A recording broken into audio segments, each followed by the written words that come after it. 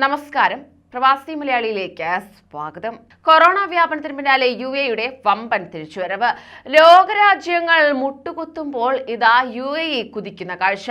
രൂപയുടെ തകർച്ചയും ചരക്ക് നീക്കത്തിന്റെ ചെലവ് കുറഞ്ഞതും UAEയിൽ പണപ്പെരുപ്പം പിടിച്ചു നിർത്തുമെന്ന് പ്രതീക്ഷയാണ് ഒഴിവായിരിക്കുന്നത്.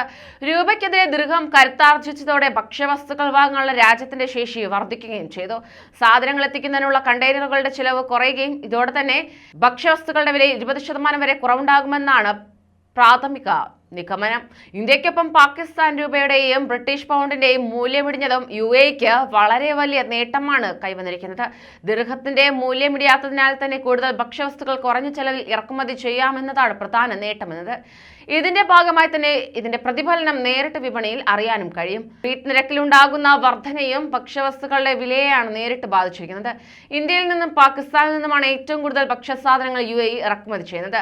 ചരക്ക് നീക്കത്തിന് ഉപയോഗിക്കുന്ന വലിയ കണ്ടെയ്നറുകളുടെ എണ്ണം വർദ്ധിച്ചതോടെ വാടക ഇനത്തിലും കുറവുണ്ടായി. 20 അടി കണ്ടെയ്നറിന് $1200 നൽകിയിരുന്ന സ്ഥാനത്ത് ഇപ്പോൾ $375 വാടക.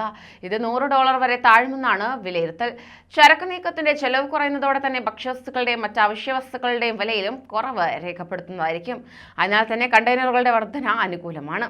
കഴിഞ്ഞ ആഴ്ച വരെ $450 ആയിരുന്ന കണ്ടെയ്നർ വാടക ഒരാഴ്ച കൊണ്ടാണ് $375 എത്തിയത്. ചരക്ക് നീക്ക ചെലവിൽ 57% കുറവുണ്ടായതായി സാമ്പത്തിക വിദഗ്ധരും പറയുന്നു. കോവിഡ് കാലത്ത് ചൈനയിൽ കണ്ടെയ്നറുകളുടെ ആവശ്യം വർദ്ധിച്ചപ്പോഴാണ് വാടക ഇനത്തിൽ വൻ വർധനയുണ്ടായത്.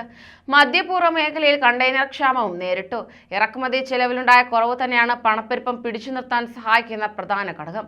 രൂപയുടെയും പൗണ്ടിന്റെയും ഇടിവോടെ ഈ രാജ്യങ്ങളിൽ നിന്നുള്ള സാധനങ്ങളുടെ ഇറക്കുമതി ചെലവും കുറഞ്ഞതായി കാണുവാൻ സാധിക്കും. ആയതിനാൽ തന്നെ UAEയിൽ പ്രവാസികൾക്ക് ഇനി ചെലവ് കുറയും. അത്തരത്തിലുള്ള നിർണായക വിവരമാണ് ഈ വാർത്തയിലൂടെ അറിയുവാൻ കഴിയുന്നത്. കൂടുതൽ പ്രവാസി വാർത്തകൾക്കായി ഈ ചാനൽ സബ്സ്ക്രൈബ് ചെയ്യൂ.